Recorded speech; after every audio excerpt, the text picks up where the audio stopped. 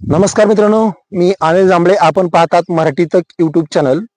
E पीक पाणी 2 August पासून सुरुवात झालेली आहे, परंतु अजून ई पीक पाणी व्यवस्थित चालत नाही. त्याचं जे ॲप आहे त्यामध्ये तांत्रिक बाबीची त्रुटी आहे, त्यामुळे अजून ई पीक पाणी सबमिट करत असताना एरर येत आहे. त्यामुळे अजून ई पीक पाणी सबमिट होत नाहीये. मित्रांनो, आजच्या व्हिडिओमध्ये आपण पाहणार आहोत की ई पीक पाणी करत असताना कोणती खबरदारी घेतली पाहिजे, ज्यामुळे आपला पीक विमा देखील रिजेक्ट होणार नाही आणि ई पीक पाणी देखील रिजेक्ट होणार नाही.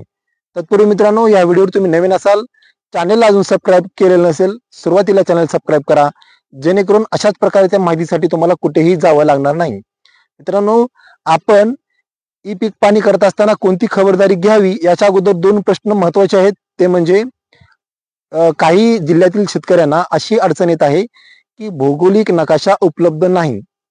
तर मित्रांनो, DCS प्रणाली म्हणजे डिजिटल क्रॉप सर्वे ही सर्व जिल्ह्यांसाठी लागू नाही, फक्त काही जिल्ह्यांसाठीच लागू आहे. जिथे तुम्हाला DCS प्रणाली लागू आहे तिथेच तुम्हाला तुमचा भौगोलिक नकाशा दिसणार आहे. ज्या शेतकऱ्यांचं म्हणणं आहे की आमच्या ई पीक पाणी करत असताना नकाशा येत नाही, तर मित्रांनो, तुम्हाला त्याची काही गरज नाही. तुमची डायरेक्ट ई पीक पाणी सबमिट होणार आहे. आणि दुसरा जो एरर आहे म्हणजे डिस्टन्सचा, 0 ते 20 मीटरच्या आत तुमची ई पीक पाणीचं अंतर असलं पाहिजे.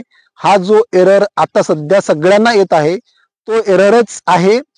लवकरच ई पीक पाणी ॲपमध्ये त्याच्यावरती काम चालू आहे आणि लवकरच त्याची त्रुटी देखील दूर होणार आहे. आता आपण पाहूया ई पीक पाणी भरत असताना कोणती खबरदारी घेतली पाहिजे. तर मित्रांनो, मागच्या 2-3 वर्षापासून मी नेहमी सांगत असतो की ई पीक पाणी भविष्यामध्ये बंधनकारक करणार आहे.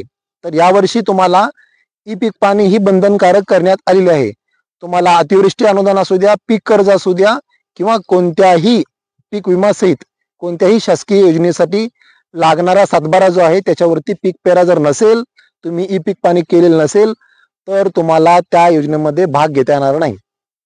तर ई पीक पाणी करत असताना आपल्याला 2 गोष्टी सोबत ठेवल्या पाहिजेच. एक तर मोबाईल लागणारच आहे आणि दुसरी गोष्ट म्हणजे आपण जो पीक विमा भरलेला आहे त्याची पावती आपल्याला सोबत ठेवावी लागणार आहे. तर ई पीक पाणी करत असताना तुम्ही ज्या सर्वे नंबरवरती वेगवेगळ्या प्रकारचं जर तुम्ही पीक भरलेला असेल, तर त्याच पद्धतीने तुम्हाला ई पीक पाणी करावे लागणार आहे. म्हणजे पीक विमा आणि पीक पाणी ही बरोबर सेम आली पाहिजे.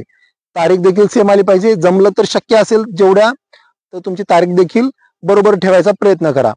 जर तुमच्या पिकामध्ये जर बदल असेल, तफावत असेल, तर तुमचा पीक विमा रिजेक्ट करण्याचा अधिकार पीक विमा कंपन्यांना शासनाने दिलेला आहे.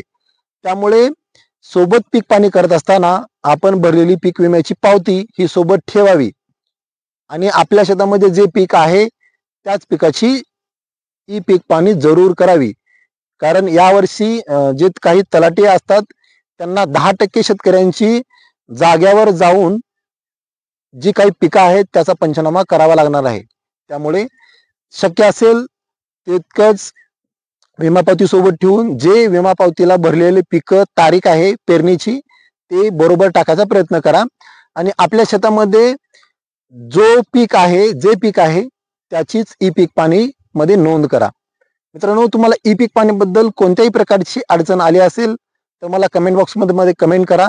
त्यावरती मी व्हिडिओ बनवून तुमचं जे काही अडचणीचं निवारण करण्याचा प्रयत्न करेन. मित्रांनो, परत भेटू एक उपयुक्त व्हिडिओ घेऊन. तोपर्यंत जय हिंद, जय महाराष्ट्र.